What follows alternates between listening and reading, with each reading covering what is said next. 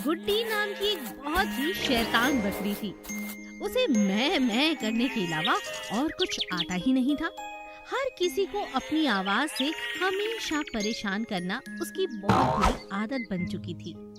जंगल के पास एक बहुत बड़े ऋषि मुनि तपस्या कर रहे थे। हर रोज गुड्डी उन्हें देखती। अलख निरंजन, अलख निरंजन, हरिओम, हरिओम। बाबा साधना में लगे रहते थे, लेकिन गुड्डी लगातार वहाँ खड़ी खड़ी ऐसा करती रहती। उसकी मैं बंद होने का नाम ही नहीं लेती। उसकी आवाज के कारण धीरे धीरे ऋषि मुनि की तपस्या भंग होने लगी। एक दिन ऋषि को बहुत गुस्सा आया। उन्होंने अपनी आंखें खोली और गुड्डी बकरी को कहा, हट! तेरे कारण मेरी तपस्या भंग हो रही है। हर रोज यहाँ आकर मैं करती रहती है। दुष्ट बकरी, तुझे इसका अंजाम भुगतना होगा। आज के बाद तू मैं नहीं कर पाएगी। तेरा शरीर मिट्टी का हो जाएगा। ऋषि ने ऐसा कहा ही था कि तुरंत गुड्डी बकरी एकदम मिट्टी की बन गई।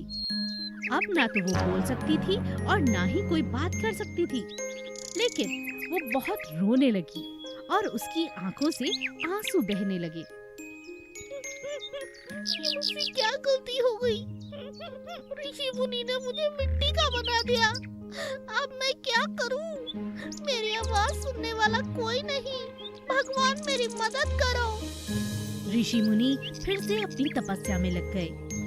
कई दिन बीत गए। बकरी वहाँ मिट्टी ही बनी रही और खड़ी रही।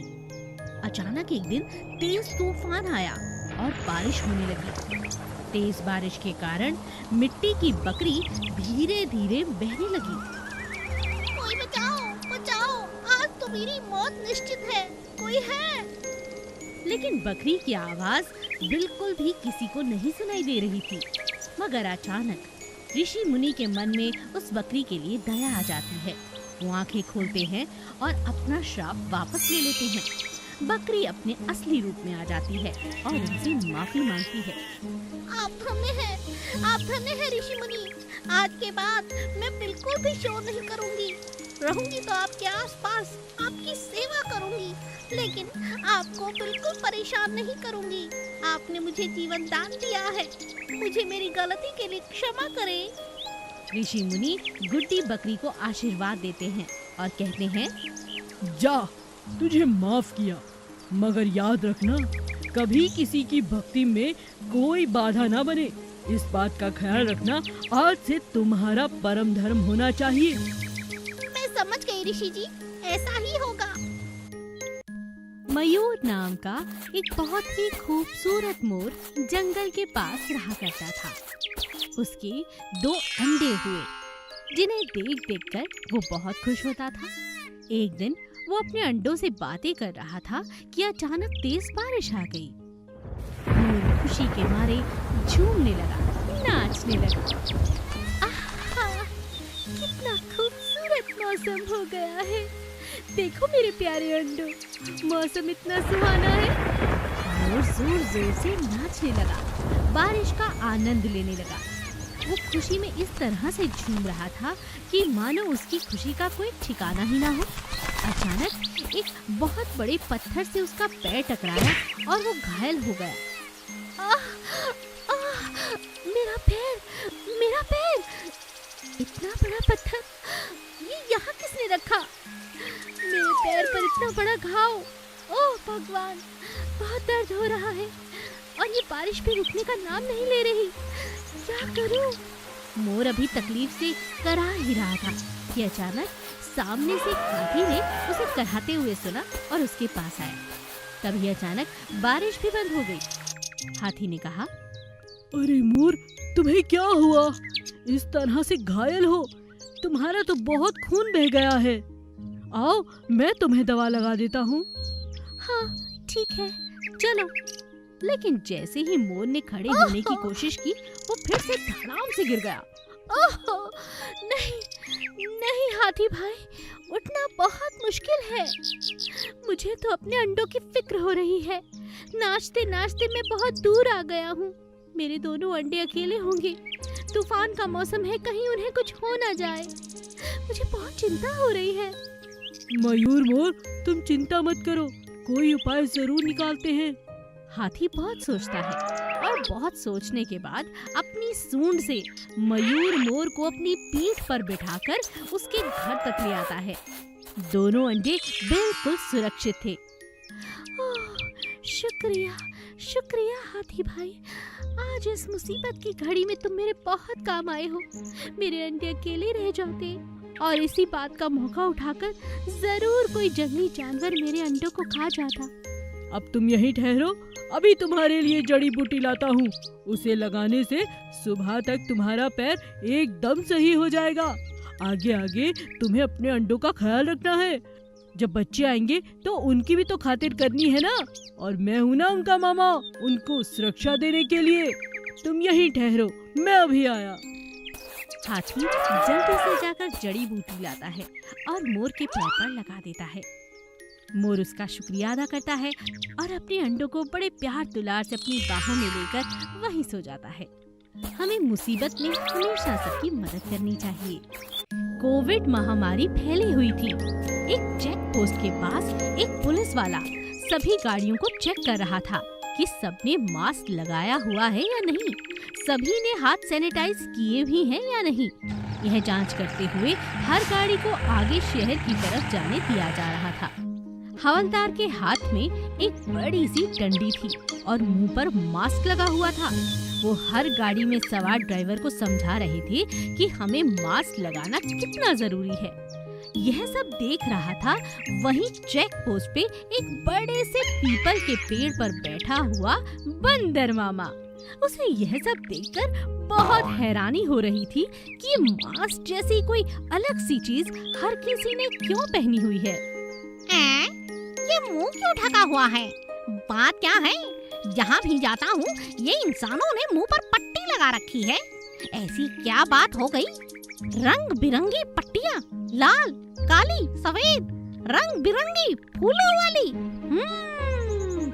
जरूर इसी का चलन है। मुझे भी इसी तरह की एक पट्टी अपने मुंह पर लगानी होगी। बंदर सबकी नकल करता था।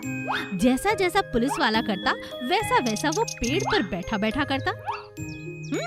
गाड़ी रुके रुके रुके, रुक जानी चाहिए। हवलदार यह सब लगातार देखता रहता था कि पेड़ पर बैठा बैठा बंदर किस तरह से उसकी नकल उतारता है, लेकिन हवलदार कभी भी इस बात पर ज्यादा ध्यान न देकर अपने काम में ही मसरूफ रहता था। एक दिन रोटी खाने के समय हवलदार ने अपना डब्बा खोला और खाना खाना शुरू किया। उससे पहले उन्होंने अपनी छड़ी और मांस निकालकर टेबल के साइड में रख दिए। बस इसी बात का फायदा उठाया बंदर मामा ने। वो तुरंत चोरी चोरी छुपके आया। हवलदार खाने में व्यस्त था, उसे पता ही नहीं चला और बंदर मामा ने उसका मास्क और छड़ी उठाई और उसे पहन के सड़क के बीचों बीच खड़ा हो गया। उसे देखकर हर कोई हंसने लगा। अब वो उसी तरह की हरकतें कर रहा था जिस तरह की हरकतें पुलिस और बाकी हवलदार करते थे। अपना मास्क दिखाओ, गाड़ी रोको, मास्क पहनो, सैनिटाइज करो। हाँ, अगली गाड़ी।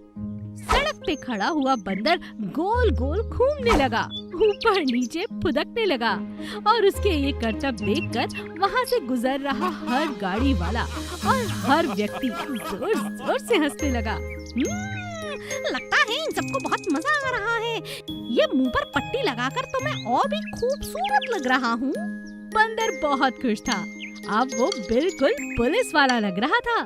तभी हवलदार ने उसे बुलाया और कहा, वाह बंदर मामा, आज तो तुमने कमाल कर दिया। यूँ तो मैं रोज देखता हूँ तुम मेरी नकल करते हो, लेकिन आज तुमने मेरी जगह ड्यूटी संभाली है। मैं तुम्हें सैल्यूट करता हूँ। लाओ मेरा मास्क और डंडा वापस दो। मैं तुम्हें ऐसा ही मास्क कल ला कर दूंगा, ठीक है? बंदर बात मान जाता है, डंडा और मास्क वापस कर देता है और फिर से पेड़ पर चढ़ जाता है और सारे नजारे फिर से देखने लगता है। एक गांव में रामू और माला करके पति पत्नी रहते थे। उनका एक बेटा था शरद और एक बेटी थी स्वप्ना। रामू के पास एक गाय भी थी जिसका दूध बेचकर वह अपने घर का पालन पोषण करता था। इतने साल ये काम करके रामू भी बहुत बूढ़ा हो चुका था।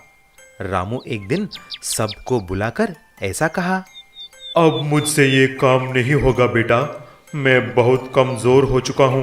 अब से शरद को ही सारा काम संभालना होगा।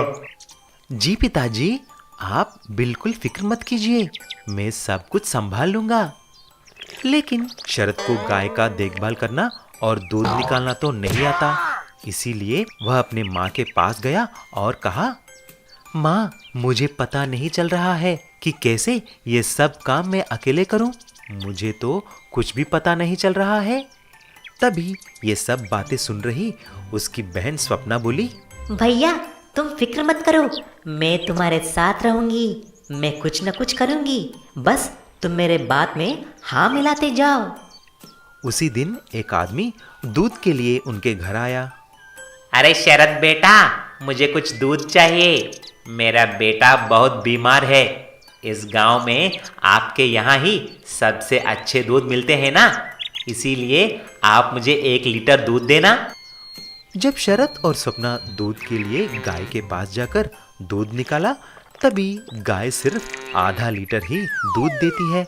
शरद जब दूध उस आदमी को दिया, ये क्या है बेटा, ये तो सिर्फ आधा लीटर ही दूध है। तभी शरद कुछ बोलने से पहले ही स्वप्ना ने बोली, काका, ये तो चमत्कारी गाय का दूध है। आपने बोला ना कि आपके बेटे की तबीयत ठीक नहीं है, जरा ये दूध तो उसको पिलाकर देखिए, जादू हो जाएगा, जादू। अच्छा बेटी, ये तो बहुत अच्छी बात है ना। ऐसा बोलते ही वह आदमी चला जाता है। कुछ दिन गुजर जाते हैं, फिर वही आदमी शरद के घर आता है। बेटा शरद और स्वप्ना, आप कहाँ हो? आपने जो भी बात बोली वो बिल्कुल सही निकली। मेरे बेटे की तबीयत बिल्कुल ठीक हो गया है। आपको बहुत धन्यवाद। ये लो कुछ पैसे, आप दोनों की भला हो। जब ये बात गांव में फैल गया, सभी लोग उस चमत्कारी गाय का दूध पीने के लिए उसके घर के सामने लाइन लगा देते हैं।